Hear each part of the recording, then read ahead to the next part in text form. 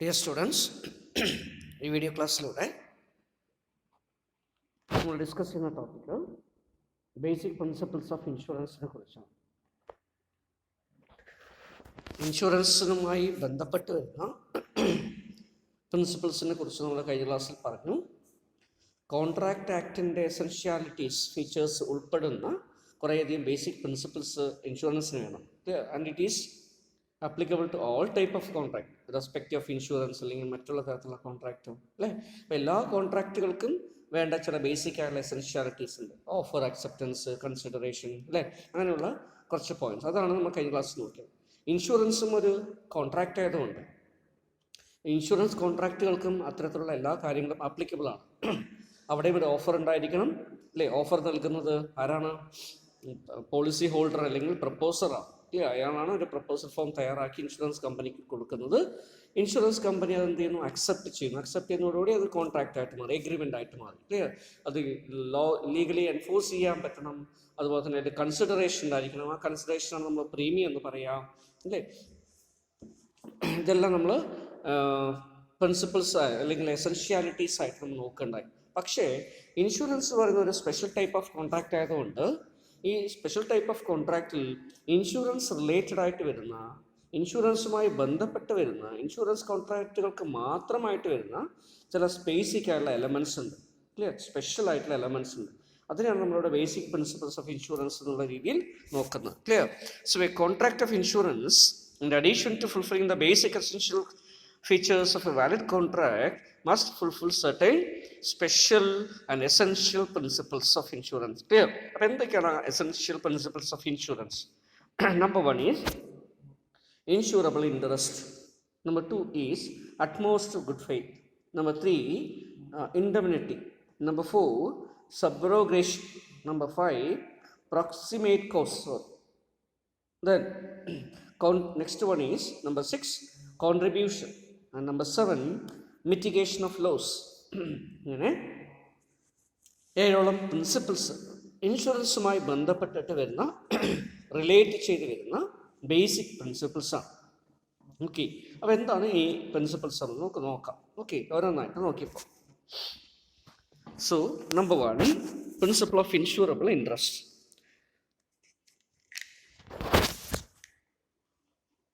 So എല്ലാ insurance കോൺട്രാക്റ്റുകളും fulfil ചെയ്യേണ്ട ഒരു പ്രധാനപ്പെട്ട പ്രിൻസിപ്പിളാണ് principle of insurable interest. Insurable interest ഇല്ലാത്ത ഒരു വ്യക്തിക്ക് ഇൻഷുറൻസ് കോൺട്രാക്റ്റിൽ ഏർപ്പെടാൻ കഴിയില്ല, അല്ലെങ്കിൽ അത്തരത്തിലുള്ള ഒരു പോളിസി ഇൻഷുറൻസ് കമ്പനികൾക്ക് നൽകാനും കഴിയില്ല. ക്ലിയർ? അപ്പോൾ എന്ത് വേണം? ഇൻട്രസ്റ്റ് വേണം. എന്തിലുള്ള ഇൻട്രസ്റ്റ് ആണ് ഇവിടെ പറയുന്നത്? അപ്പോൾ ഇൻഷൂർ ചെയ്യുന്നതിന് നമ്മളൊരു സബ്ജക്റ്റ് മാറ്ററാണ് അല്ലേ. എന്ത് വസ്തുവാണോ, ഏത് കാര്യമാണോ നമ്മൾ ഇൻഷൂർ ചെയ്യുന്നത്, അതിന് നമ്മൾ ടേമിൽ, ഇൻഷുറൻസിൻ്റെ ടേമിൽ പറയുന്ന പേരാണെന്ത്? Subject matter. ക്ലിയർ? ഈ സബ്ജക്റ്റ് മാറ്റർ ഓഫ് ഇൻഷുറൻസിൽ ഇൻട്രസ്റ്റ് വേണം. ക്ലിയർ? ഒരു ബിൽഡിംഗ് ആണ് ഇൻഷൂർ ചെയ്യുന്നതെങ്കിൽ building is the subject matter. Clear? അപ്പോൾ ആ ബിൽഡിംഗ് ആണ് സബ്ജക്റ്റ് മാറ്റർ എന്ന് പറയുന്നത്. അതല്ല, നമ്മളിപ്പോൾ സ്റ്റോക്കാണ് ഇഷ്യൂ ചെയ്യുന്നതെങ്കിൽ ആ സ്റ്റോക്കാണ് എന്ത് പറയുന്നത്? സബ്ജക്റ്റ് മാറ്റർ എന്ന് പറയുന്നത്. ക്ലിയർ? അപ്പോൾ അതിനുള്ള ഇൻട്രസ്റ്റ്. ഇനി ഇപ്പോൾ ഒരു വെഹിക്കിളാണ് ഇൻഷൂർ ചെയ്യുന്നതെങ്കിൽ ആ വെഹിക്കിളാണ് അവിടെ സബ്ജക്റ്റ് മാറ്റർ. ക്ലിയർ? അപ്പോൾ ലൈഫാണ് ഇൻഷൂർ ചെയ്യുന്നതെങ്കിൽ ലൈഫാണ് സബ്ജക്റ്റ് മാറ്റർ. ഓക്കെ, അപ്പോൾ ഈ സബ്ജക്റ്റ് മാറ്ററിൽ എന്തുണ്ടായിരിക്കണം? ഇൻട്രസ്റ്റ് ഉണ്ടായിരിക്കണം. ക്ലിയർ? അപ്പോൾ അതാണ് ഇവിടെ principle of insurable interest. Insure ചെയ്യാനുള്ള ഒരു ഇൻട്രസ്റ്റ് സബ്ജക്റ്റ് മാറ്ററിൻ്റെ മുകളിൽ ഇൻഷൂർ ചെയ്യുന്ന വ്യക്തിക്ക് ഉണ്ടായിരിക്കണം. So contract of insurance is valid if the insured possesses insurable interest. It means that insured must have an actual pecuniary interest and not a mere anxiety or a sentiment interest. Clear? അപ്പോൾ അവർക്ക് insure ചെയ്യുന്ന വ്യക്തിക്ക് ഒരു sentimental ഇൻട്രസ്റ്റോ anxiety related ആയിട്ടുള്ള ഇൻട്രസ്റ്റോ അല്ല. പകരം എന്ത് ചെയ്യണം? റിയൽ ആയിട്ടുള്ള, സ്പെസിഫിക് ആയിട്ടുള്ള, പെക്യൂണിയറി ആയിട്ടുള്ള, ആക്ച്വൽ ആയിട്ടുള്ള ഒരു ഇൻട്രസ്റ്റ് അവർക്ക് ഉണ്ടായിരിക്കണം. ക്ലിയർ? അങ്ങനെ ഉണ്ടെങ്കിലേ അതൊരു വാലിഡ് ആയിട്ട് മാറുള്ളൂ. ക്ലിയർ? ഏതിനാണ് ഇൻട്രസ്റ്റ് ഉണ്ടാവേണ്ടത്? In the subject matter of insurance. എന്താണ് നമ്മൾ ഇൻഷുർ ചെയ്യാൻ പോകുന്നത്, അതിൽ ഇൻട്രസ്റ്റ് ഉണ്ടായിരിക്കണം. So the insure has N insurable interest on the subject or the subject, or that is object or in the life insurance, the insured person, life of the insured person. Clear? Life insurance ആണെങ്കിൽ life of the insured person, അതല്ലെങ്കിൽ ഒബ്ജക്റ്റുകളാണെങ്കിൽ അല്ലേ, property, stock, vehicle ഇങ്ങനെയൊക്കെ ആണെങ്കിൽ അത്. Okay. So a person is said to have an insurable interest in the property if he is financially benefited by existence of and is biased by its losses. Clear? ഏതോ ഒരു subject matter ഉണ്ട്, ആ subject മാറ്ററിൻ്റെ എക്സിസ്റ്റൻസിൽ അയാൾക്ക് benefit ഉണ്ടാവുകയും അതിൻ്റെ നഷ്ടത്തിൽ അതില്ലാതെ വരുന്ന സമയത്ത് അദ്ദേഹത്തിന് ലോസ് വരാനും സാധ്യതയുണ്ടെങ്കിൽ നമുക്ക് ഇൻഷൂറബിൾ, അയാൾക്ക് ആ സബ്ജക്റ്റിന് മുകളിൽ ഇൻഷൂറബിൾ ഇൻട്രസ്റ്റ് ഉണ്ടെന്ന് പറയാൻ പറ്റും. ക്ലിയർ? അപ്പോൾ ഒന്നുകിൽ ലോസ്, അല്ലെങ്കിൽ ഡിസ്ട്രക്ഷൻ, അല്ലെങ്കിൽ നോൺ എക്സിസ്റ്റൻറ്റ്. ക്ലിയർ? അപ്പോൾ അത് ഇല്ലാതാവുകയോ നശിച്ചു പോവുകയോ ചെയ്യുമ്പോൾ അവർക്ക് ലോസ് വരാനുള്ള സാധ്യതയുണ്ടെങ്കിൽ അല്ലേ, അത് നമ്മൾ എന്തായിട്ട് പറയുന്നു, അങ്ങനെയുള്ള കേസിൽ അയാൾക്ക്, ആ വ്യക്തിക്ക് ആ സബ്ജക്റ്റ് മാറ്ററിന് മുകളിൽ ഇൻഷൂറബിൾ ഇൻട്രസ്റ്റ് ഉണ്ടെന്ന് പറയാം. So likewise, if the person is thinking a life insurance policy, then he must have insurable interest in the life of the insured. അല്ലെ, ആരുടെ ലൈഫാണോ ഇൻഷുർ ചെയ്യുന്നത് അല്ലെ, അങ്ങനെ ഇൻഷുർ ചെയ്യുന്ന വ്യക്തിയായിട്ടുള്ള ഇൻഷുർഡിന് ആ ഇൻഷുർ ചെയ്യുന്ന ലൈഫിന് മുകളിൽ എന്തുണ്ടായിരിക്കണം, ഒരു ഇൻഷുറബിൾ ഇൻട്രസ്റ്റ് ഉണ്ടായിരിക്കും. So no person can enter into a valid contract unless he has insurable interest in the subject matter of the insurance. ഇപ്പോൾ സബ്ജക്ട് മാറ്ററിൽ ഇൻഷുറൻസിൽ ഇൻട്രസ്റ്റ് ഇല്ലാതെ ഒരാൾക്ക് ഇൻഷുറൻസ് പോളിസി എടുക്കാൻ കഴിയില്ല, അല്ലെങ്കിൽ അത്തരത്തിലുള്ള പോളിസി വാലിഡ് ആവില്ല അല്ലേ. അതിൻ്റെ അർത്ഥം ചുരുക്കി പറഞ്ഞത് എന്താണ്, ആരുടെയെങ്കിലും പ്രോപ്പർട്ടിയെ കാണിച്ചിട്ട് നമുക്ക് ഇൻഷുറൻസ് പോളിസി എടുക്കാൻ പറ്റില്ല, ആരുടെയെങ്കിലും ലൈഫിൻ്റെ വേണ്ടിയിട്ട് നമുക്ക് ഇൻഷുറൻസ് പോളിസി എടുക്കാൻ പറ്റില്ല. അപ്പോൾ ഒരാൾ ഇൻഷുറൻസ് പോളിസി എടുക്കണമെങ്കിൽ, ലൈഫ് ഇൻഷുറൻസ് പോളിസി എടുക്കുമ്പോൾ അല്ലേ, അയാൾക്ക് ഇൻഷുറബിൾ ഇൻട്രസ്റ്റ് ഉള്ള അയാളുടെ ലൈഫ് അല്ലെ, അല്ലെങ്കിൽ അയാളുടെ സ്പൗസിൻ്റെ ലൈഫ് ജോയിൻ്റ് ആയിട്ട് എടുക്കുന്ന സമയത്ത്, അല്ലെങ്കിൽ അയാളുടെ കുട്ടികളുടെ ചിൽഡ്രൻസിൻ്റെ ലൈഫ് അല്ലേ, ഇതിലൊക്കെ അയാൾക്ക് അവരുടെ ലൈഫിൽ എന്തെങ്കിലും ഇൻഷുറബിൾ ഇൻട്രസ്റ്റ് ഉണ്ടാവും. ഓക്കെ, അതുകൊണ്ട് അങ്ങനെ എടുക്കാൻ പറ്റും. അതുപോലെ തന്നെയാണ് പ്രോപ്പർട്ടിയാണ് ഇൻഷുർ ചെയ്യുന്നതെങ്കിൽ മറ്റൊരാളുടെ പ്രോപ്പർട്ടി നമുക്ക് ഇൻഷുർ ചെയ്യാൻ പറ്റില്ല. നമ്മുടെ പ്രോപ്പർട്ടി, അല്ലെങ്കിൽ ഈ പ്രോപ്പർട്ടി നശിച്ച് പോയി കഴിഞ്ഞാൽ നമുക്ക് എന്നും നഷ്ടം വരുമെങ്കിൽ അല്ലേ, അങ്ങനെയുള്ള കേസ് അപ്പോഴൊക്കെയാണ് എന്ത് വരുള്ളൂ, ഇൻഷുറബിൾ ഇൻട്രസ്റ്റ് ഉണ്ടാവുള്ളൂ. So for example, the owner of a ship here he is run at the risk of losing his ship in the sea water. അതുകൊണ്ട് അദ്ദേഹത്തിന് ആ ഷിപ്പിന് മുകളിൽ എന്തുണ്ട്, ഇൻഷൂറബിൾ ഇൻട്രസ്റ്റ് ഉണ്ട്. ക്ലിയർ? ഒരു ഷിപ്പ് അല്ലേ, ഓഷ്യനിലൂടെ ട്രാൻസ്പോർട്ടേഷൻ നടത്തുന്ന ഒരു ഷിപ്പിൽ അല്ലേ, ആ ഷിപ്പിന് മുകളിൽ അതിൻ്റെ ഷിപ്പിന് ഓണർക്കുന്നുണ്ടാവും ഇൻഷൂറബിൾ ഇൻട്രസ്റ്റ് ഉണ്ട്. കാരണം എന്താ, ആ ഷിപ്പ് നശിച്ചു പോയി കഴിഞ്ഞാൽ അയാളുടെ പ്രോപ്പർട്ടി നശിക്കുന്നു, അയാൾക്ക് അയാളുടെ എക്കണോമിക് ലോസ് സംഭവിക്കുന്നു, ഫിനാൻഷ്യൽ ലോസ് സംഭവിക്കുന്നു അല്ലേ. അതുകൊണ്ട് അല്ലെങ്കിൽ അത് നിലനിൽക്കുമ്പോൾ അയാൾക്ക് റവന്യൂ കിട്ടുന്നു, ഫ്രൈറ്റ് കിട്ടും, കാർഗോൻ്റെ ഫ്രൈറ്റ് കിട്ടും, പാസഞ്ചർ ഫ്രൈറ്റ് കിട്ടും, വരുമാനം ഉണ്ടാവും അല്ലേ, അപ്പോൾ ബെനിഫിഷ്യലാണ്. അപ്പോൾ അതുകൊണ്ട് നമുക്ക് ആ ഷിപ്പിന് മുകളിൽ അതിൻ്റെ ഓണേഴ്സിന് ഇൻഷൂറബിൾ ഇൻട്രസ്റ്റ് ഉണ്ടെന്ന് പറയാൻ പറ്റും. Clear? Then, so the charterer of a ship runs a risk of losing his prize. അല്ലേ, ഈ ചാർട്ടറർ, ആരാ ചാർട്ടറർ എന്ന് പറയുന്നത്?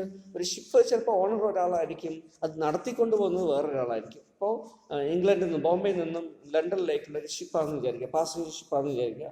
അത് ചാർട്ടർ ചെയ്തിരിക്കുന്നത് നടത്തിക്കൊണ്ട് പോകുന്ന ഒരു ഓപ്പറേറ്റർ ആണെങ്കിൽ അതാണ് ഓപ്പറേറ്ററാണ് ചാർട്ടറർ.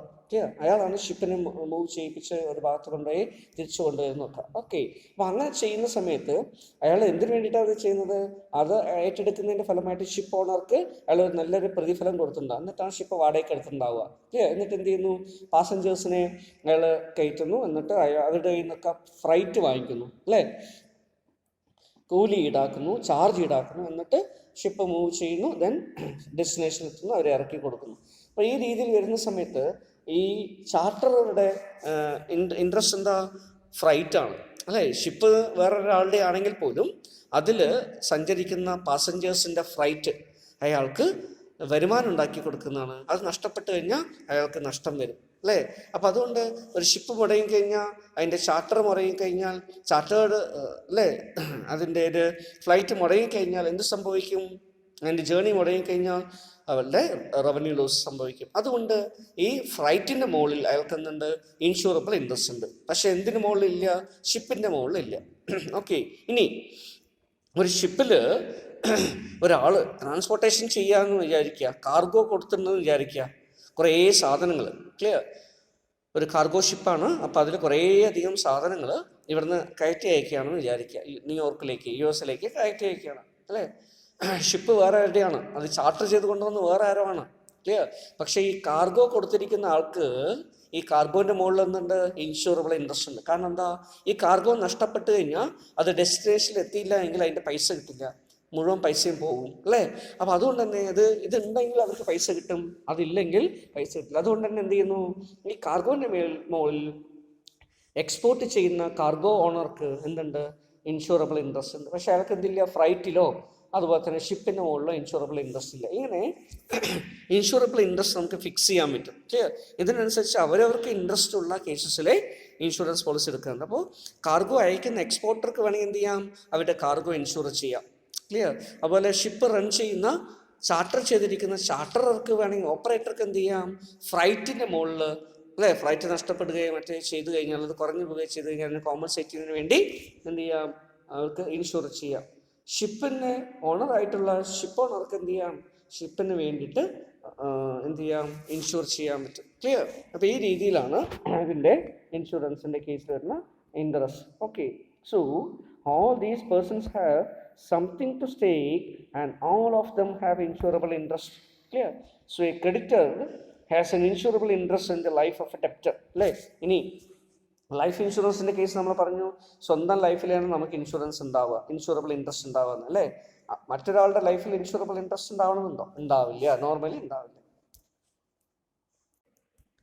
സോ ഒരു ഡെപ്റ്ററെ സംബന്ധിച്ചിടത്തോളം അല്ലേ, ഒരു ക്രെഡിറ്ററെ സംബന്ധിച്ചിടത്തോളം അവരുടെ ഡെപ്റ്ററിൻ്റെ മുകളിൽ ഈവൻ ദോ അത് മറ്റൊരു വ്യക്തിയാണെങ്കിൽ പോലും ഈ ഡെപ്റ്റർ ഇല്ലാതായി കഴിഞ്ഞാൽ അല്ലെങ്കിൽ ഡെപ്റ്റർക്ക് എന്തെങ്കിലും സംഭവിച്ചു കഴിഞ്ഞാൽ അല്ലേ, അയാൾക്ക് ക്രെഡിറ്റർക്ക് കിട്ടേണ്ട പൈസ മുഴുവൻ നഷ്ടപ്പെടുകയാണ് ചെയ്യുക. അതുകൊണ്ട് എന്ത് ചെയ്യുന്നു? ഈ ഡെപ്റ്ററുടെ ലൈഫിൽ ആർക്ക് ഇൻട്രസ്റ്റ് ഉണ്ടാവും? ക്രെഡിറ്റർക്ക് യൂഷ്വലി ഇൻഷുറബിൾ ഇൻട്രസ്റ്റ് ഉണ്ടാവും. Okay. And it is the existence of insurable interest on a contract of insurance which distinguishes it from mere watering agreement. Clear. സാധാരണ ഒരു എഗ്രിമെൻറ്റിൽ നിന്നും ഇൻഷുറൻസിൻ്റെ എഗ്രിമെൻറ്റിനെ സെപ്പറേറ്റ് ചെയ്യുന്ന ഒരു പ്രധാനപ്പെട്ട ഫീച്ചറാണ് അത് അല്ലേ. ഈവൻ ദോ മറ്റൊരാൾ പുറമേ ഉള്ളൊരു വ്യക്തിയാണെങ്കിൽ പോലും അല്ലേ, നമുക്കതിൽ എന്തോ എക്കണോമിക് ഇൻട്രസ്റ്റ് അല്ലെങ്കിൽ എക്കണോമിക് ലോസ് അല്ലെങ്കിൽ എക്കണോമിക് ഗെയിൻ അല്ലെങ്കിൽ എക്കണോമിക് ബെനിഫിറ്റ്സ് നഷ്ടപ്പെടാനുള്ള സാധ്യതയുണ്ടെങ്കിൽ അല്ലെങ്കിൽ ലോസ് വരാനുള്ള സാധ്യതയുണ്ടെങ്കിൽ അത് എന്തിലേക്ക് ആഡ് ചെയ്യപ്പെടുന്നു? ഇൻഷുറബിൾ ഇൻട്രസ്റ്റ് ആയിട്ട് ആഡ് ചെയ്യപ്പെടുന്നു. Clear. So in order to ensure something or someone, the insured must provide a proof of that loss will have a genuine economic impact on the in the event of such a loss. ഒരു loss സംഭവിക്കുകയാണെങ്കിൽ ഇവർക്ക് ഇങ്ങനെ ഒരു loss അല്ലെങ്കിൽ financial loss വരാൻ സാധ്യതയുണ്ട് എന്നുള്ള കാര്യം പ്രൂവ് ചെയ്യേണ്ടതായിട്ട് വരും. അതിനാവശ്യമായുള്ള പ്രൂഫ് അവർ കൊടുക്കേണ്ടതായിട്ട് വരും ഇൻഷുർ ചെയ്യുന്ന വ്യക്തികൾ. ക്ലിയർ. ഇപ്പം ഏത് പ്രോപ്പർട്ടിയാണോ ആ പ്രോപ്പർട്ടിയുടെ നഷ്ടം അതിൻ്റെ ഫലമായിട്ട് അയാൾക്ക് ഇത്രത്തോളം ഇതിൻ്റെ മാഗ്നിറ്റ്യൂഡ് നമ്മൾ ഫിക്സ് ചെയ്യേണ്ടി വരും. ലൈഫ് ഒഴിച്ച് ബാക്കിയുള്ളതിൻ്റെ കേസസിലൊക്കെ മാഗ്നിറ്റ്യൂഡ് നമ്മൾ ഫിക്സ് ചെയ്യേണ്ടി വരും മുൻകൂട്ടി തന്നെ. ക്ലിയർ. ഫയർ സംഭവിക്കുകയാണെങ്കിൽ സ്റ്റോക്കിന് എന്തുമാത്രം നഷ്ടം വരും, അപ്പോൾ നമ്മൾ എക്കണോമിക് ലോസ് മുൻകൂട്ടി പ്രെഡിക്റ്റ് ചെയ്തിട്ട് വേണം ആ എമൗണ്ടിനാണ് നമ്മൾ എന്ത് ചെയ്യുന്നത്? ഇൻഷുർ ചെയ്യുന്നത്. ഓക്കെ. അതുപോലെ ബിൽഡിംഗ് ആണെങ്കിൽ ബിൽഡിങ്ങിൻ്റെ എമൗണ്ട്. ഈ രീതിയിൽ ഇൻഷുറൻസിൻ്റെ വാല്യൂ നമ്മൾ നിശ്ചയിക്കുന്നു. So without insurable interest, insurance will not cover the loss. Clear. So in the event of it is worth nothing, that the property insurance policies and insurable interest must exist during the underwriting process and also at the time of happening loss. അല്ലേ, ഇത് വലിയൊരു important ആയിട്ടുള്ളൊരു കാര്യമാണ്. Clear. It should be noted that അതൊരു general insurance policy ആണെങ്കിൽ, എന്താ general insurance പറയുന്നത്? Property related ആയിട്ടുള്ളൊരു ഇൻഷുറൻസ് ആണെങ്കിൽ ആ ഇൻഷുറൻസ് പോളിസി എടുക്കുന്ന സമയത്ത് അല്ലേ, അത് എടുക്കുന്ന സമയത്ത് at the time of taking policy as well as at the time of happening such an event, loss സംഭവിക്കുന്ന സമയത്തും ഇൻഷുറബിൾ ഇൻട്രസ്റ്റ് രണ്ട് സമയത്തും എക്സിസ്റ്റ് ചെയ്യണം. So in the case of a general insurance policy, എന്താ ജനറൽ ഇൻഷുറൻസ് പോളിസി നമ്മൾ നേരത്തെ പറഞ്ഞു അല്ലേ, ലൈഫ് അല്ലാത്ത പോളിസികളൊക്കെയാണ് നമ്മൾ എന്താ പറയുക? General insurance policy. So general insurance പോളിസിയുടെ കേസിൽ എന്ത് ചെയ്യണം? Clear. Insurable interest must be present at the time of taking policy. Clear. The time of taking policy. Clear. Policy എടുക്കുന്ന സമയത്ത് വേണം. Number 2, at the time of clear loss happening of the loss വരുന്ന സമയത്ത് insurable interest വേണം. അങ്ങനെയാണെങ്കിൽ മാത്രമേ general insurance policy എന്നുള്ള compensation നമുക്ക് കിട്ടുള്ളൂ. ക്ലിയർ. ഇപ്പോൾ പോളിസി എടുക്കുമ്പോൾ നമുക്ക് ഇൻഷുറബിൾ ഇൻട്രസ്റ്റ് ഉണ്ടായിരുന്നു, നമ്മളത് എന്ത് ചെയ്തു? വീണ്ടും മറ്റൊരാൾക്ക് മാറ്റി കൊടുത്തിട്ടുണ്ടെന്ന് വിചാരിക്കുക അല്ലേ. അപ്പോൾ അതോടുകൂടി എന്ത് ചെയ്തു? നമ്മുടെ എന്തുപോയി, ഇൻട്രസ്റ്റ് നഷ്ടപ്പെട്ടു. ലോസ് സംഭവിക്കുന്ന സമയത്ത് നമുക്ക് ഇൻഷുറബിൾ ഇൻട്രസ്റ്റ് ഇല്ല. അപ്പോൾ നമുക്ക് പിന്നെ പൈസ കിട്ടില്ല. കാരണം എന്താ, പ്രോപ്പർട്ടി അല്ലേ, അതിൻ്റെ ഇൻഷുറബിൾ ഇൻട്രസ്റ്റ് നഷ്ടപ്പെട്ടിരിക്കുന്നു. അപ്പോൾ ജനറൽ ഇൻഷുറൻസിൻ്റെ ഒരു പ്രധാനപ്പെട്ട കണ്ടീഷൻ ഇതാണ്, പോളിസി എടുക്കുന്ന സമയത്ത് ഇൻഷുറബിൾ ഇൻട്രസ്റ്റ് വേണം, ലോസ് സംഭവിക്കുമ്പോൾ ഇൻഷുറബിൾ ഇൻട്രസ്റ്റ് വേണം. പക്ഷെ ലൈഫ് ഇൻഷുറൻസ് കേസാണെങ്കിൽ അല്ലേ, ഒരാളുടെ ലൈഫ് ഇൻഷുറൻസ് ചെയ്യാൻ വേണ്ടി നമ്മളൊരു ലൈഫ് ഇൻഷുറൻസ് പോളിസി എടുത്തു അല്ലേ, മേ ബി ഒരു ക്രെഡിറ്റർ ഡെപ്റ്ററിൻ്റെ ആണെന്ന് വിചാരിക്കുക. ഓക്കെ, അതല്ലെങ്കിൽ ഒരു വൈഫ് ഹസ്ബൻഡിൻ്റെ ആണെന്ന് വിചാരിക്കുക, അല്ലെങ്കിൽ ഹസ്ബൻഡ് വൈഫിൻ്റെ ആണെന്ന് വിചാരിക്കുക. അത് എടുക്കുന്ന സമയത്ത് ഇൻഷുറബിൾ ഇൻട്രസ്റ്റ് ഉണ്ടായിരുന്നു, ക്ലിയർ.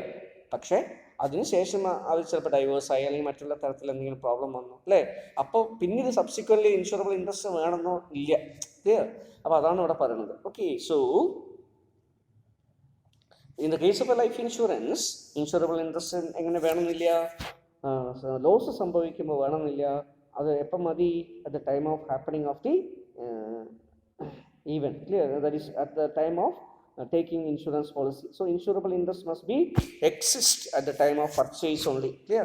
Purchase സമയത്ത് ഇൻഷുറബിൾ ഇൻട്രസ്റ്റ് വേണം ലൈഫ് ഇൻഷുറൻസിൽ, ക്ലിയർ. ലോസ് സംഭവിക്കുമ്പോൾ വേണമെന്നില്ല, ഉണ്ടാവാം ഇല്ലാതിരിക്കാം, ക്ലിയർ. പക്ഷേ ജനറൽ ഇൻഷുറൻസിൽ രണ്ട് സമയത്തും ഇൻഷുറബിൾ ഇൻട്രസ്റ്റ് ആവശ്യമാണ്. Then insurance provides financial protection against the loss arising out of the happening of an unforeseen situation. A person can avail this protection by paying a premium, clear, to an insurance company. And the rule of insurable interest differs in the case of a life, marine, fire insurance. ഓരോന്നിനും വ്യത്യസ്തമാണ്, clear. Life ഇൻഷുറൻസിൻ്റെ റൂളല്ല fire ഇൻഷുറൻസിൻ്റെ റൂളല്ല marine. ഇതിലൊക്കെ റിസ്കിൻ്റെ perspective വേറെയാണ്, subject matter വേറെയാണ്, clear. അപ്പോൾ ഓരോ subject matter അനുസരിച്ചും ഓരോ സബ്ജക്റ്റ് മാറ്ററിൻ്റെ നേച്ചർ അനുസരിച്ചും അതിൽ വരുന്ന റിസ്കിൻ്റെ എക്സ്പോഷർ അനുസരിച്ചും എലമെൻ്റ് അനുസരിച്ചും അതിൻ്റെ വ്യാപനം അനുസരിച്ചും ഒക്കെ എന്ത് ചെയ്യുന്നു, പ്രീമിയത്തിലും വ്യത്യാസം വരാം.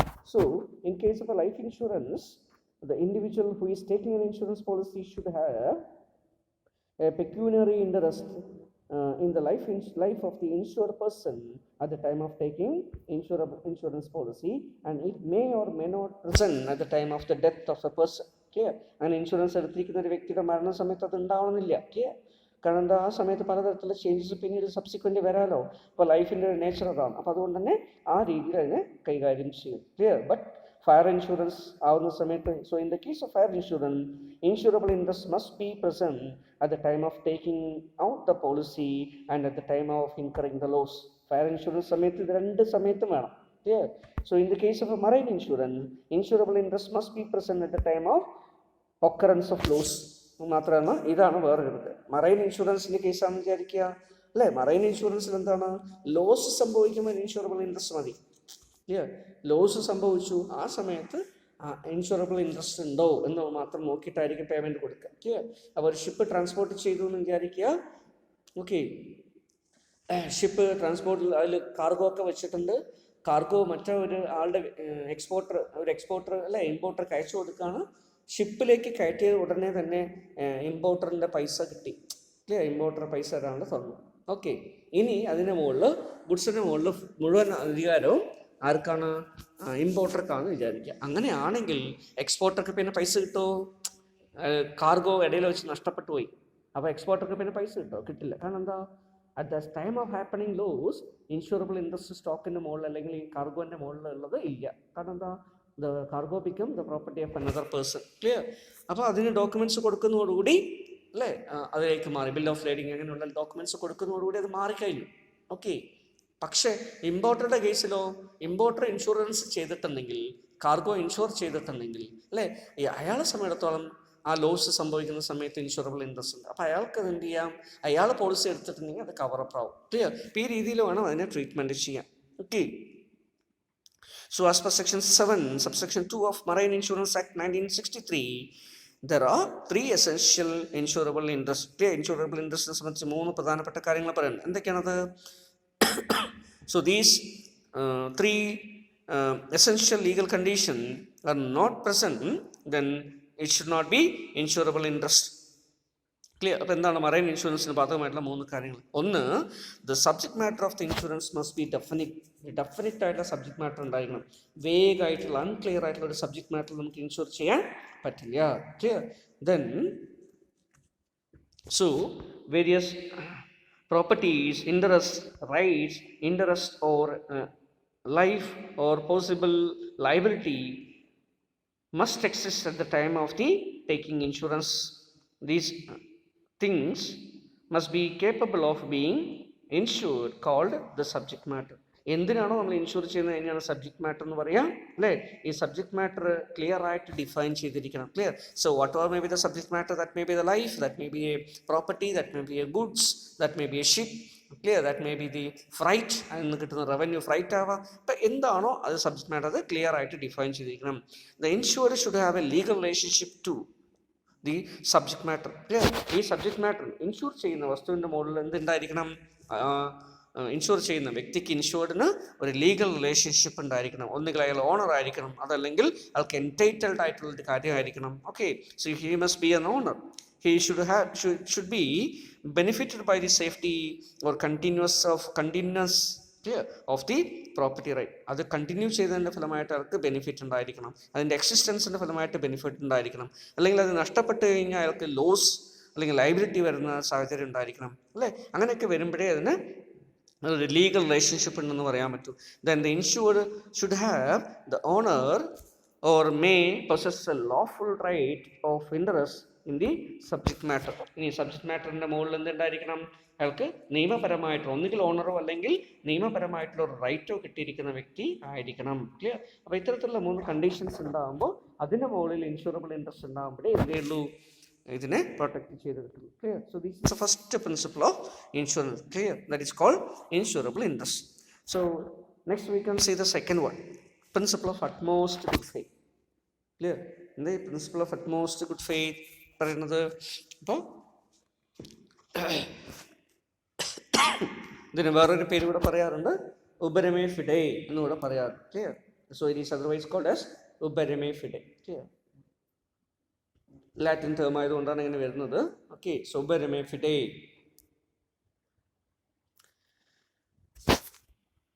So the contract of insurance are contracts of uberame fide, that means utmost good faith.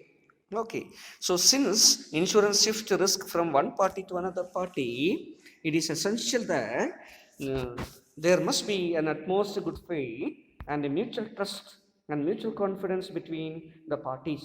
ആരൊക്കെയാണ് ഈ പാർട്ടി? ഇൻഷുർഡും ഇൻഷുററും. അപ്പോൾ ഇൻഷുർഡ് എന്ന് പറയുന്നത് ഇൻഷുർ ചെയ്യുന്ന വ്യക്തിയാണ്, ഇൻഷുറർ എന്ന് പറയുന്നത് ഇൻഷുറൻസ് ഏറ്റെടുക്കുന്ന കമ്പനിയാണ്, അല്ലേ? അപ്പോൾ ഇവർ തമ്മിൽ ഒരു മ്യൂച്വൽ ട്രസ്റ്റ് ഉണ്ടായിരിക്കണം, മ്യൂച്വൽ കോൺഫിഡൻസ് ഉണ്ടായിരിക്കണം, അല്ലെങ്കിൽ ഒരു അറ്റ്മോസ്റ്റ് ഗുഡ് ഫെയ്ത്ത് ഉണ്ടായിരിക്കണം. So in a contract of insurance, insured knows more about the subject matter of the contract than the insurer. ഇൻഷുററെക്കാളും സബ്ജക്ട് മാറ്ററിനെ കുറിച്ച് ആർക്കാണ് അറിയുക? ഇൻഷുർഡിനാണ് അറിയുക, അല്ലേ? ഇപ്പം നമ്മുടെ കാർഗോ ആണ് ഇൻഷുർ ചെയ്യാൻ പോകുന്നത് വിചാരിക്കുക. അപ്പം നമ്മുടെ കാർഗോയെ കുറിച്ച് ആർക്കാണ് അറിയുക? നമ്മുടെ സ്റ്റോക്ക്, അതിൽ എന്തൊക്കെ വരുന്നു, എത്ര വാല്യൂലുള്ളതാണ്, അതൊക്കെ ആർക്കറിയും? നമുക്കറിയാം, അല്ലേ? അപ്പം നമ്മൾ എന്ത് ചെയ്യണം? അത്തരം കാര്യങ്ങൾ ഇൻഷുററുമായിട്ട് എന്ത് ചെയ്യണം? അറ്റ്മോസ്റ്റ് ഗുഡ് ഫെയ്ത്തിൽ ഷെയർ ചെയ്യണം, അത് ഡിസ്ക്ലോസ് ചെയ്യണം. Clear?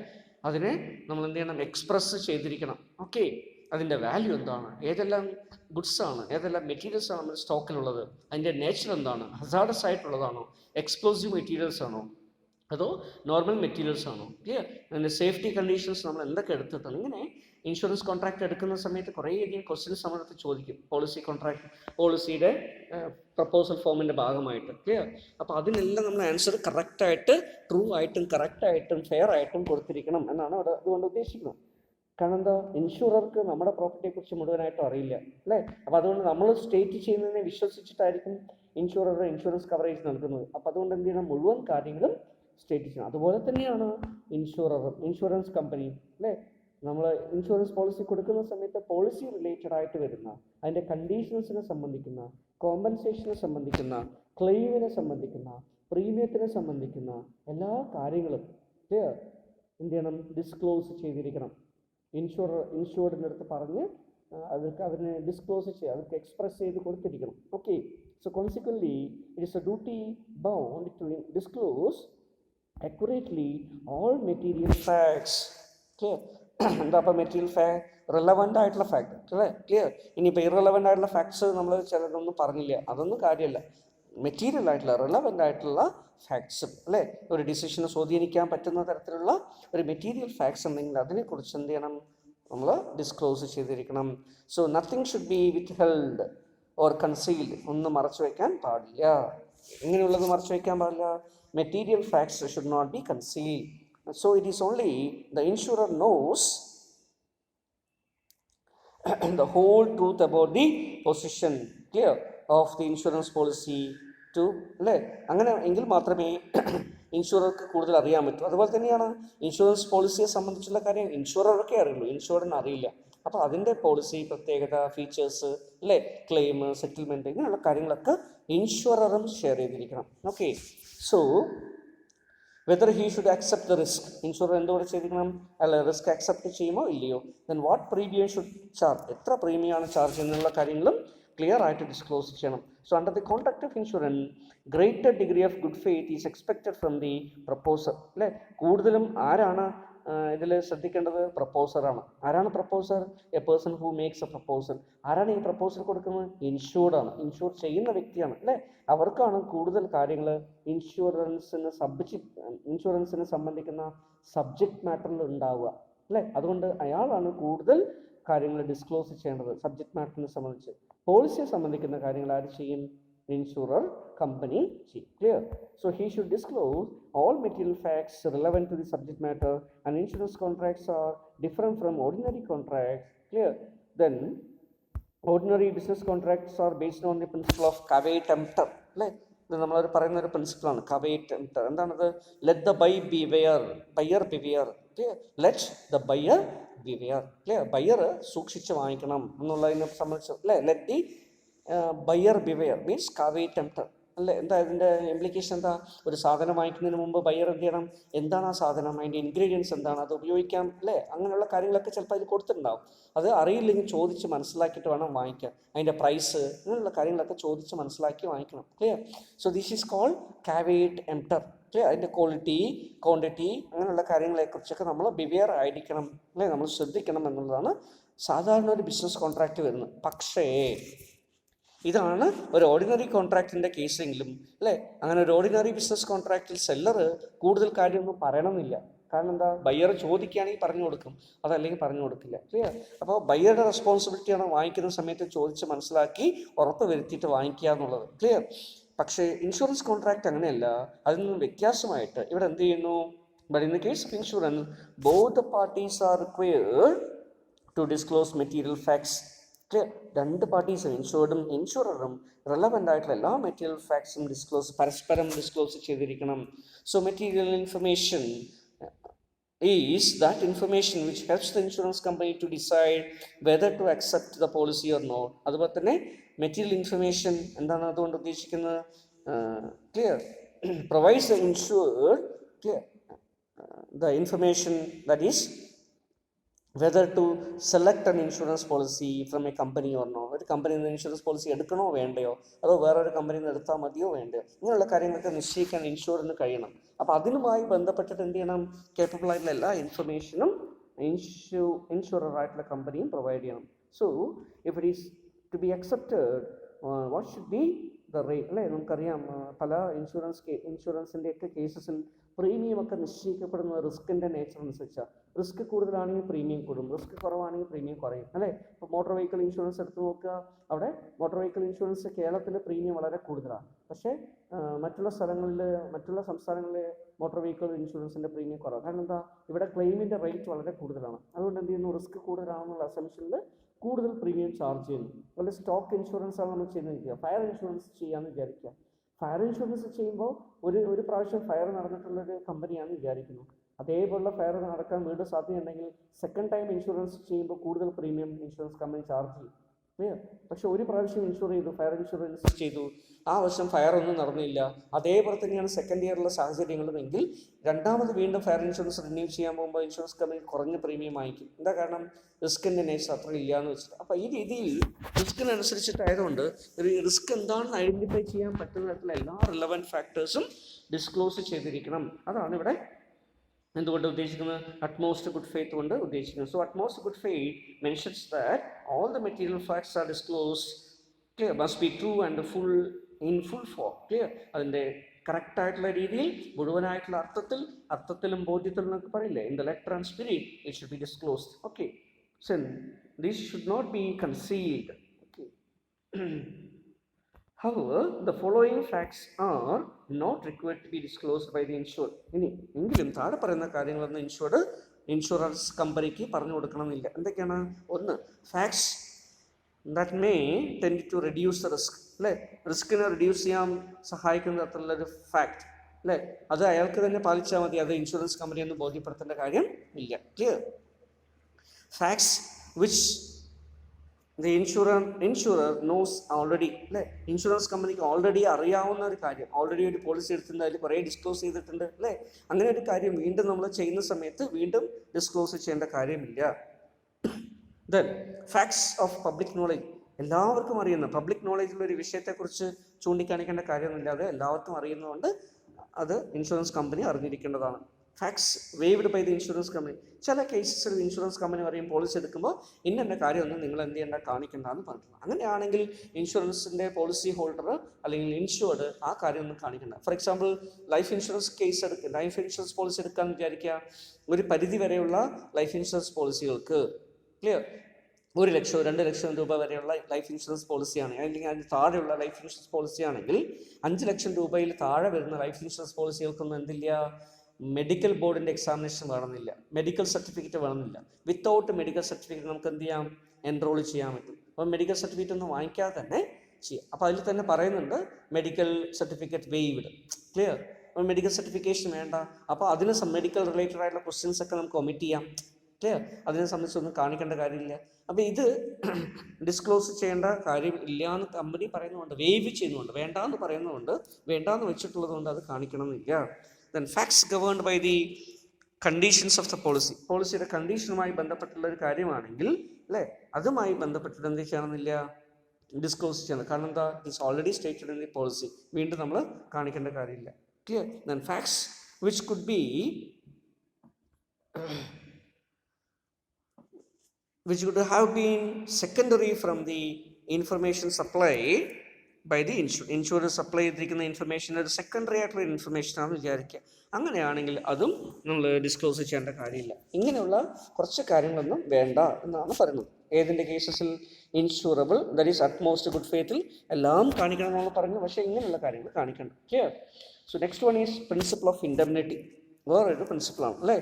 So what is the principle of indemnity? Says a contract of insurance contained in a fire, marine, burglary, or any other policy except life insurance policies and personal accidental and sickness insurance policies is a contract of indemnity. Okay? അപ്പോൾ life insurance, medical insurance, health insurance, അല്ലേ, ഇങ്ങനെയുള്ള insurance ഒഴിച്ച്, okay, ബാക്കിയുള്ള എല്ലാ കേസസും, medical ഇൻഷുറൻസിൻ്റെ മുഴുവനില്ല, clear, പക്ഷേ ചെറിയൊരു അർത്ഥത്തിൽ മാത്രമേ വരുള്ളൂ. ഓക്കെ, ബാക്കിയുള്ള എല്ലാ കേസസിലും എന്തുണ്ട്? ഇൻഡെംനിറ്റി എന്ന് പറയുന്ന ഒരു പ്രിൻസിപ്പിൾ ആപ്ലിക്കബിൾ ആണ്. Clear? So indemnity principle is not applicable to life insurance especially. Clear? Personal accidental insurance, അതിലും ഇത് ബാധകമല്ല. അതുപോലെ സിക്നസ് ഇൻഷുറൻസിന് ഇത് ബാധകമല്ല. ഇത്രയും ആലോചിച്ചാൽ മതി. ക്ലിയർ? ബാക്കിയുള്ളതിനൊക്കെ അത് ബാധകമാണ്. Then so this means that the insured, in case of a loss against which the policy has been issued and taken, shall be paid the actual amount of the loss not exceeding the amount of the policy. Clear? പോളിസിയുടെ എമൗണ്ടിന് പരിധിയിൽ നിന്നുകൊണ്ട് loss എത്ര സംഭവിച്ചിരിക്കുന്നോ ആ loss മാത്രം നികത്തി കൊടുക്കാനേ law പറയുന്നുള്ളൂ, നിയമം പറയുന്നുള്ളൂ. അല്ലേ? അപ്പോൾ ഇൻഡെംനിറ്റി പ്രിൻസിപ്പിൾ പറയുന്നതാണ്, ഇൻഷുറൻസ് എടുത്തിരിക്കുന്ന ഒരു വ്യക്തി ആ ഇൻഷുറൻസ് സബ്ജക്റ്റ് മാറ്ററിൻ്റെ മുകളിൽ ലോസ് സംഭവിക്കുകയാണെങ്കിൽ എത്ര രൂപയുടെയാണോ ഇൻഷുറൻസ് പോളിസി എടുത്തിരിക്കുന്നത് അതിന് പരിധിയിൽ നിന്നുകൊണ്ട് വന്നിരിക്കുന്ന ലോസുകൾ നികത്തി കൊടുക്കാൻ ഇൻഷുറൻസ് കമ്പനിക്ക് എന്തുണ്ടാവും? ബാധ്യതയുണ്ട്. അല്ലാതെ അതിനേക്കാളും കൂടുതലായിട്ട് കൊടുക്കുന്നില്ല, അല്ലെങ്കിൽ ഇൻഷുർ ചെയ്ത തുക മുഴുവനായിട്ട് കൊടുക്കും. ഫോർ എക്സാമ്പിൾ, എ എന്ന ഒരാൾ ഫയർ ഇൻഷുറൻസ് ചെയ്തു, സ്റ്റോക്കിന് ഫയർ വരാതിരിക്കാൻ വേണ്ടി എന്ത് ചെയ്തു? ഫയർ ഇൻഷുറൻസ് ചെയ്തു. ക്ലിയർ? 5 ലക്ഷം രൂപയ്ക്കാണ് ഫയർ ഇൻഷുറൻസ് ചെയ്തത്. അതിനുവേണ്ടി അദ്ദേഹം എന്ത് ചെയ്തു? 50,000 രൂപയുടെ പ്രീമിയം ഒക്കെ അടച്ചു. ഓക്കെ, എനിവേ അതെല്ലാം സെറ്റിൽഡ്, പോളിസി ഉണ്ട്. ക്ലിയർ? ഇനി ഫയർ ഇൻഷുറൻസ് ആണ് അല്ലേ. ലോസ് സംഭവിച്ചു, ഫയർ ലോസ് സംഭവിച്ചു, ക്ലിയർ. ലോസ് സംഭവിച്ചു, 3 ലക്ഷം രൂപയുടെ ലോസാണ് സംഭവിച്ചത്. ഇൻഷുറൻസ് കമ്പനി വന്നു, അവരുടെ പ്രതിനിധികൾ വന്നു, അവർ വാല്യുവേഴ്സും എക്സാമിനേഴ്സൊക്കെ വന്നു, അതുപോലെ തന്നെ സർവേയേഴ്സൊക്കെ വന്ന് ഇതൊക്കെ സർവേ ചെയ്ത് നോക്കി 3 ലക്ഷം രൂപയാണ് ലോസ് എന്ന് എസ്റ്റിമേറ്റ് ചെയ്തു, റിപ്പോർട്ട് കൊടുത്തു. ഇൻഷുറൻസ് കമ്പനി എത്ര രൂപയുടെ കോമ്പൻസേഷൻ കൊടുക്കും? 50,000 രൂപയുടെ പ്രീമിയം ഈ കമ്പനി അടച്ചിരിക്കുന്നത് 5 ലക്ഷം രൂപയുടെ ഇൻഷുറൻസിന് വേണ്ടിയിട്ടാണ് അല്ലേ. അപ്പോൾ ഇൻഷുറൻസ് കമ്പനിക്ക് 50,000 രൂപ പ്രീമിയം കിട്ടുന്നുണ്ട്. ഇൻഷുറൻസ് പോളിസിയുടെ വാല്യൂ 5 ലക്ഷം രൂപയാണ്, പക്ഷെ 3 ലക്ഷം രൂപയുടെ നഷ്ടമേ സംഭവിച്ചിട്ടുള്ളൂ. അപ്പോൾ എന്ത് ചെയ്യും? ഇൻഷുറൻസ് കമ്പനി 3 ലക്ഷം രൂപ കൊടുക്കാനുള്ള ലയബിലിറ്റിയേ ഉള്ളൂ. കാരണം എന്താ? ലോസ് സംഭവിച്ചിരിക്കുന്ന actual loss is 3 lakh rupees and insurance company is bound to recoup only the loss. Indemnify ചെയ്യാന്നാണ്, നഷ്ടപരിഹാരം കൊടുക്കുക എന്നുള്ളതാണ്, അല്ലാതെ ലാഭം ഉണ്ടാക്കി കൊടുക്കുന്ന ഒരു പോളിസി അല്ല ഇത്. ക്ലിയർ. ഇൻഷുറൻസ് തന്നെ ഒരു ലാഭം ഉണ്ടാക്കാൻ വേണ്ടിയിട്ടുള്ളതല്ല, പകരം ഇൻഡംനിഫൈ ചെയ്യാൻ വേണ്ടിയിട്ടുള്ളതാണ്. അതുകൊണ്ട് പ്രിൻസിപ്പിൾ ഓഫ് ഇൻഡംനിറ്റി ഇവിടെ വരുന്നു. ഇനി 5 ലക്ഷം രൂപയ്ക്ക് നമ്മൾ ഇൻഷുർ ചെയ്തു. ക്ലിയർ. സെയിം എക്സാമ്പിൾ, 50,000 രൂപ പ്രീമിയം ഒക്കെ അടച്ചിട്ടുണ്ട്. ഞാൻ എക്സാമ്പിളായിട്ടാണ് 50,000 രൂപ പ്രീമിയം എന്ന് പറഞ്ഞത് കേട്ടോ. ആക്ച്വൽ കേസസിൽ ഇത് വ്യത്യാസം വരാം. എനിവേ ദെൻ ലോസ് സംഭവിച്ചപ്പോൾ 6 ലക്ഷം രൂപയുടെ ലോസ് സംഭവിച്ചിട്ടുണ്ട്. ക്ലിയർ. 6 lakh rupees ലോസ് സംഭവിച്ചിട്ടുണ്ട്. അപ്പോൾ ഇൻഷുറൻസ് കമ്പനി എന്ത് ചെയ്യും? പരമാവധി 5 ലക്ഷം രൂപയെ ഇൻഷുറൻസ് കൊടുക്കുള്ളൂ. കാരണം എന്താ? 5 lakh rupees ഇൻഷുറൻസേ ഇവിടെ ചെയ്തിട്ടുള്ളൂ. ക്ലിയർ. അപ്പോൾ ആ 5 ലക്ഷം രൂപയുടെ കോമ്പൻസേഷൻ എന്ത് ചെയ്യുള്ളൂ? ഇവിടെ കൊടുക്കുള്ളൂ. ക്ലിയർ. 6 lakh rupees ലോസ് വന്നിട്ടുണ്ടെങ്കിൽ 1 ലക്ഷം രൂപ ആര് വഹിക്കേണ്ടി വരും?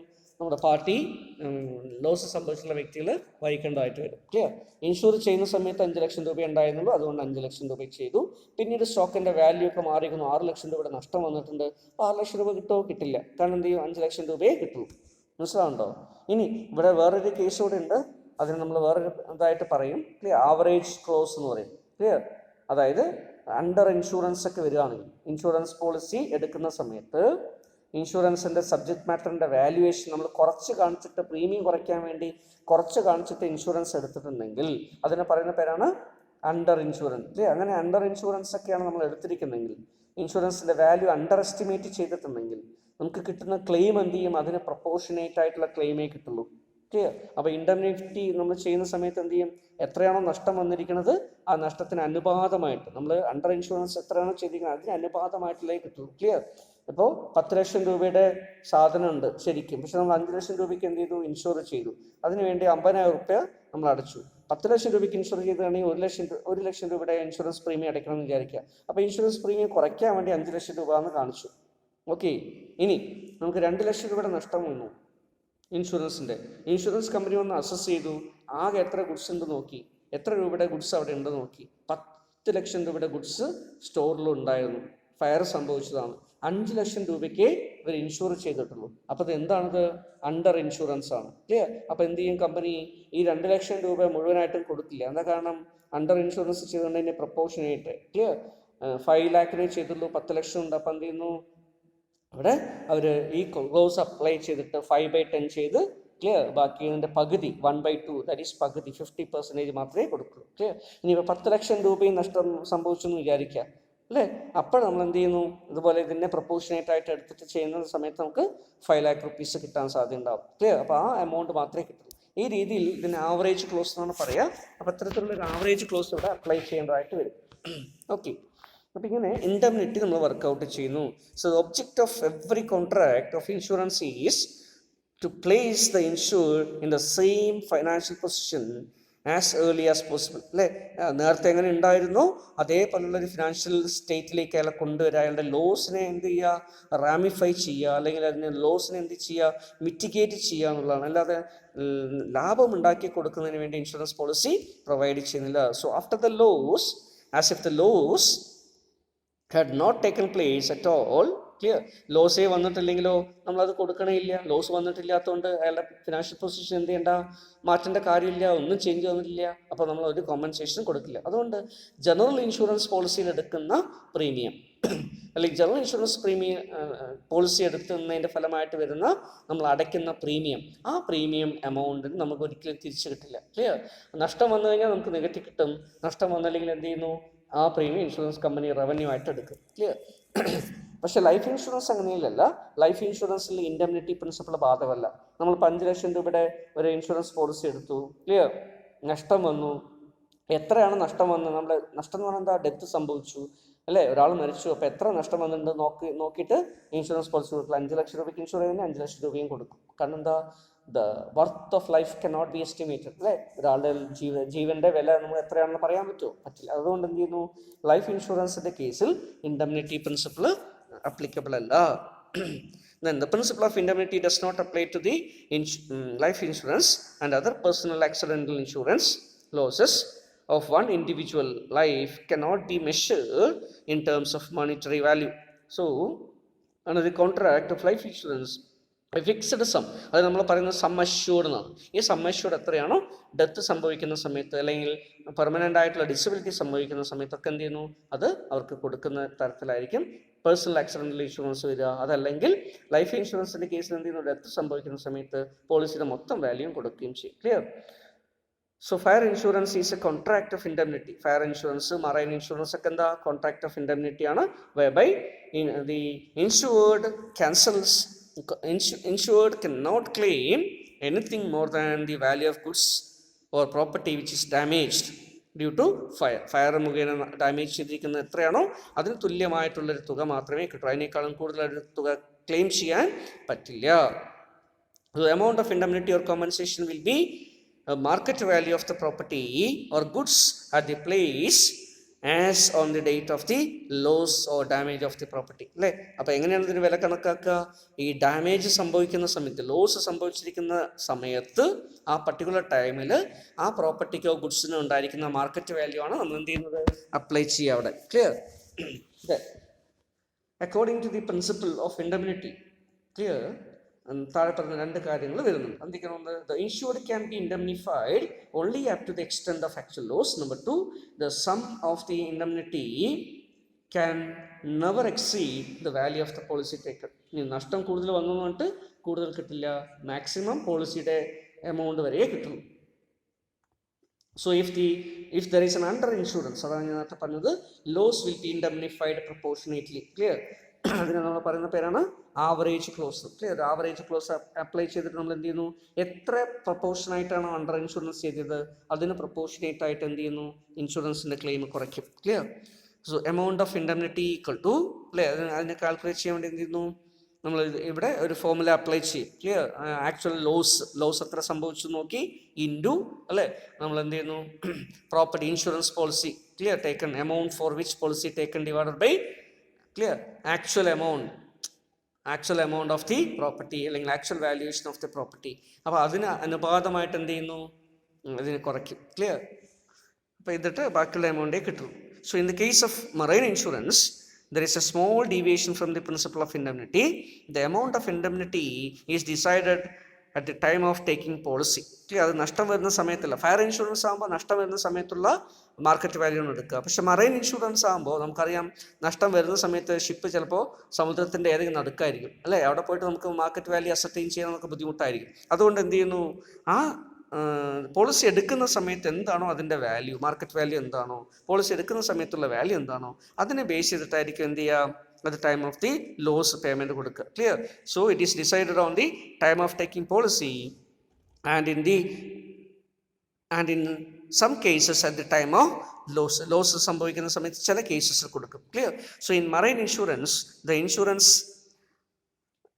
agree to indemnify the insured in cash and not by replacing the cargo or ship. Clear?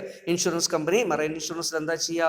ക്യാഷായിട്ട് എത്ര കോമ്പൻസേഷൻ കൊടുക്കുന്നതാണ് പറയുന്നത്, അല്ലാതെ ഒരു ഷിപ്പ് മുങ്ങിപ്പോയി അപ്പോൾ ആ ഷിപ്പിന് പുതിയൊരു ഷിപ്പ് വാങ്ങിച്ചു കൊടുക്കുക അങ്ങനെ ചെയ്യില്ല. അപ്പോൾ എന്ത് ചെയ്യുന്നു? ആ ഷിപ്പിനെ എത്ര രൂപയ്ക്ക് ഇൻഷുർ ചെയ്തിട്ടുണ്ടോ അത്രയും രൂപ കൊടുക്കും.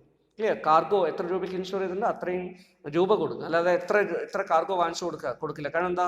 വീണ്ടും കാർഗോ വാങ്ങിക്കാൻ പോകുമ്പോൾ കൂടുതൽ പൈസയാവും, അല്ലേ, അല്ലെങ്കിൽ വീണ്ടും ഒരു ഷിപ്പ് വാങ്ങിക്കാൻ പോകുമ്പോൾ കൂടുതൽ പൈസയാവും. അപ്പോൾ റീപ്ലേസ്മെന്റ് കോസ്റ്റ് അല്ല കൊടുക്കുക, പകരം എന്ത് ചെയ്യുന്നു? അതിനെ എത്ര രൂപയ്ക്കാണ് ഇൻഷുർ ചെയ്തിരിക്കുന്നത് ആ വാല്യൂ ആയിരിക്കും കൊടുക്കുക. So merits and features of principle of indemnity. ഇതിൻ്റെ ഫീച്ചേഴ്സ് അല്ലെങ്കിൽ മെറിറ്റ്സ് എന്തൊക്കെയാ? Number 1, all the contracts of insurance except the life insurance, personal accident insurance, clear, the contract of indemnity applies. Okay, then the amount of indemnity should not exceed the amount of the actual loss. or the value of policy whichever is lower. ലോസോ പോളിസിയുടെ value ഏതാണോ കുറവ് അത് മാത്രമേ indemnity ആയിട്ട് കൊടുക്കുള്ളൂ. The marine insurance is not a pure indemnity contract. അവിടെ എന്ത് ചെയ്യുന്നു, അവിടെ പോളിസി എടുക്കുന്ന സമയത്തുള്ള വാല്യൂ അനുസരിച്ചിട്ടാണ് എന്ത് ചെയ്യുന്നത്, നമ്മൾ കോമ്പൻസേഷൻ കൊടുക്കുക, ലോസ് വരുന്ന സമയത്തുള്ള കോമ്പൻസേഷൻ കൊടുക്കുക. ക്ലിയർ? അപ്പോൾ അവിടെ ആക്ച്വൽ ലോസ് എത്രയാണെന്ന് ആ സമയത്ത് അസർട്ടൈൻ ചെയ്യില്ല. The doctrine of subrogation is applied after the settlement of claim. സബ്രഗേഷനെ കുറിച്ച് നമ്മൾ ഡീറ്റെയിൽ ആയിട്ട് പിന്നീട് നോക്കുന്നുണ്ട്. ഇപ്പം ഇത്രയും മനസ്സിലാക്കുക, ഒരു പ്രോപ്പർട്ടി നഷ്ടപ്പെട്ടു, ലോസ് സംഭവിച്ചു, തീ പിടിച്ചു എന്ന് വിചാരിക്കുക, അല്ലേ, കുറേ കത്തിപ്പോയിട്ടുണ്ട്, ഇൻഷുറൻസ് കമ്പനി വന്നു, അതിൻ്റെ മുഴുവനായിട്ടുള്ള നഷ്ടപരിഹാരം കൊടുത്തു കഴിഞ്ഞാൽ ഈ നഷ്ടപ്പെട്ടിട്ടുള്ള അല്ലേ പ്രോപ്പർട്ടിയുടെ റെസിഡ്യൂ അതിൻ്റെ റിമൈനിങ് അല്ലേ അതിനെന്തെങ്കിലും വാല്യൂ ഉണ്ടെങ്കിൽ അതൊന്നും ആർക്ക് കിട്ടില്ല, മറ്റേ നമ്മുടെ ഇൻഷുർഡിന് കിട്ടില്ല. കാരണം എന്താ, ഇൻഷുർഡിന് ഓൾറെഡി കോമ്പൻസേഷൻ കൊടുത്തു കഴിഞ്ഞു. അപ്പോൾ അതിൻ്റെ ബാക്കിയുള്ള പോർഷൻ ആർക്കായിരിക്കും, അത് മുഴുവനായിട്ടും കിട്ടുന്ന ഇൻഷുറൻസ് കമ്പനിക്കായിരിക്കും. അല്ലെങ്കിൽ ഒരു വെഹിക്കിൾ, ഒരു കാർ ഇൻഷുറൻസ് ചെയ്തു എന്ന് വിചാരിക്കുക, കാറിൻ്റെ വാല്യൂ 10 lakh റുപ്പി എന്ന് പറഞ്ഞിട്ട് ഇൻഷുർ ചെയ്തു, 10 ലക്ഷം രൂപയാണ് അതിൻ്റെ വാല്യൂ. ഇൻഷുർ ചെയ്തു, കാറ് ആക്സിഡൻറ്റ് സംഭവിച്ചു, മുഴുവനായിട്ട് അത് നഷ്ടപ്പെട്ടു. ക്ലിയർ? അതിനി റിപ്പയർ ചെയ്യാൻ പറ്റാത്ത കണ്ടീഷനായിട്ട് മാറി. ഇൻഷുറൻസ് കമ്പനി വന്നു, അസസ്മെൻ്റ് ഒക്കെ ചെയ്ത് 10 ലക്ഷം രൂപയും കോമ്പൻസേഷൻ കൊടുത്തു. അതോടുകൂടി ആ ഡാമേജ്ഡ് ആയിട്ടുള്ള ആക്സിഡൻറ്റിൽപ്പെട്ട കാറിൻ്റെ ബാക്കിയുള്ള ഭാഗങ്ങൾ അല്ലേ, എഞ്ചിനോ അതിൻ്റെ ഭാഗങ്ങളോ അതൊന്നും ഇൻഷുറൻസിന് പിന്നെ കൊണ്ടുപോകാൻ പറ്റില്ല. അത് ആരെടുത്ത് കൊണ്ടുപോകും, ഇൻഷുറൻസ് കമ്പനി കൊണ്ടുപോയി അതിനെ ഏത് വിലയ്ക്ക് അതിനെ ഡിസ്പോസ് ചെയ്യാൻ പറ്റുമോ, എഞ്ചിനോ മറ്റുള്ള ഭാഗങ്ങളോ, ആ വിലയ്ക്ക് ഇൻഷുറൻസ് കമ്പനി എന്ത് ചെയ്യും, അതിനെ സെയിൽ ചെയ്ത് ആ ഒരു കമ്പനിയിലേക്ക് വരവയ്ക്കും. ക്ലിയർ? അപ്പോൾ അങ്ങനെ പറയുന്ന ഒരു ക്ലോസിനാണ് പറയുന്നത് സബ്രഗേഷൻ. ക്ലിയർ? അപ്പോൾ സബ്രഗേഷൻ എന്താണെന്ന് നമുക്ക് പിന്നീട് ഇതിൻ്റെ പ്രിൻസിപ്പിൾ നോക്കാം. ക്ലിയർ?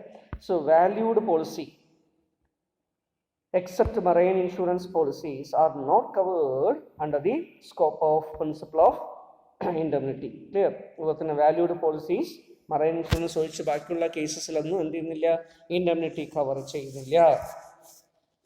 കണ്ടീഷൻസ് ഓഫ് ഇൻഡെംനിറ്റി എന്തൊക്കെയാണ്? So the following are the conditions of to be fulfilled to complete application of the principle of indemnity. Principle of indemnity apply ചെയ്യാൻ താഴെ പറയുന്ന കാര്യങ്ങളൊക്കെ നമ്മൾ നോക്കണം. എന്തൊക്കെയാണ്? ഒന്ന്, it is a duty of the insured to prove that he will suffer loss on the insured subject matter at the time of happening of the event and that the loss is actually monetary loss. Clear? അപ്പോൾ insurance policy എടുക്കുമ്പോൾ തന്നെ ഇത് loss സംഭവിക്കുകയാണെങ്കിൽ ഇതിന് മുകളിൽ അയാൾക്ക് financial loss ഉണ്ടാവുന്നത് prove ചെയ്യണം അല്ലേ. മോണിറ്ററി ലോസ്, ഫിനാൻഷ്യൽ ലോസ് അയാൾക്ക് വരുമെന്ന് പ്രൂവ് ചെയ്യണം. അങ്ങനെ വന്നിട്ടുണ്ടെന്ന് അയാൾ തെളിയിക്കും വേണം. Then indemnification should not be more than the amount insured. Clear? Insurance ചെയ്ത തുകയേക്കാളും കൂടുതൽ ഇൻഡെംനിഫൈ ചെയ്യാൻ പാടില്ല. Then insured gets more amount than the amount insured, the insurer has the right to get back the excess amount pay. ഇനി അഥവാ ഏതെങ്കിലും കേസിൽ clear ഇൻഷുർഡിന്, insure ചെയ്ത വ്യക്തിക്ക് ഇൻഷുറൻസിൻ്റെ എമൗണ്ടിനേക്കാളും കൂടുതൽ പൈസ കിട്ടിയിട്ടുണ്ടെന്ന് വിചാരിക്കുക. അങ്ങനെയാണെങ്കിൽ എന്ത് ചെയ്യുന്നു, അയാൾക്ക് ഇൻഷുറൻസ് കമ്പനിക്ക് ആ എക്സ്ട്രാ കിട്ടിയിരിക്കുന്ന പൈസ വീണ്ടും തിരിച്ചു വാങ്ങിക്കാൻ അവകാശമുണ്ട്. Clear? So if the insured has get clear amount which is more than the amount of insured. Clear? 5 ലക്ഷം രൂപയ്ക്ക് ഇൻഷുർ ചെയ്തു, 6 ലക്ഷം രൂപ കൊടുത്തു പോയി എന്ന് വിചാരിക്കുക, എങ്കിൽ 1 lakh റുപ്പി എക്സസ് കൊടുത്ത് തിരിച്ചു വാങ്ങിക്കാൻ ഇൻഷുറൻസ് കമ്പനിക്ക് കഴിയും. Clear? So if the insured gets N amount of third party after receiving the full amount of indemnity,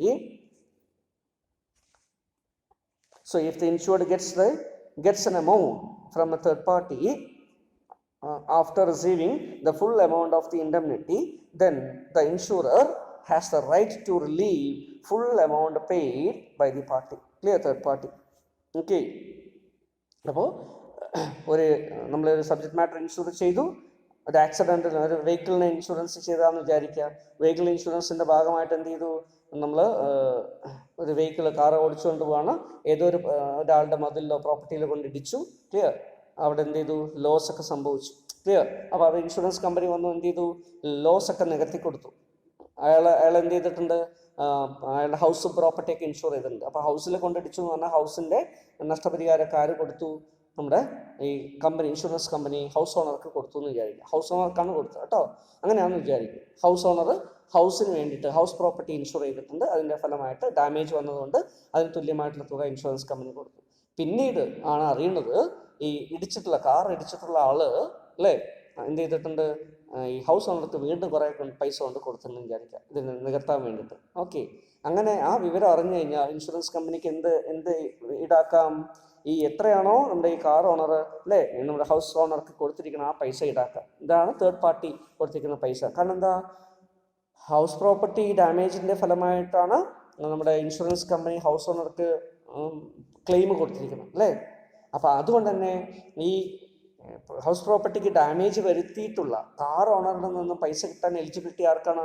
insurance കമ്പനിക്കാണ്. അപ്പോൾ കാർ ഓണർക്കെതിരെ കേസ് കൊടുക്കാനോ അയാളിൽ നിന്നും പൈസ ഈടാക്കാനോ ആർക്ക് കഴിയും?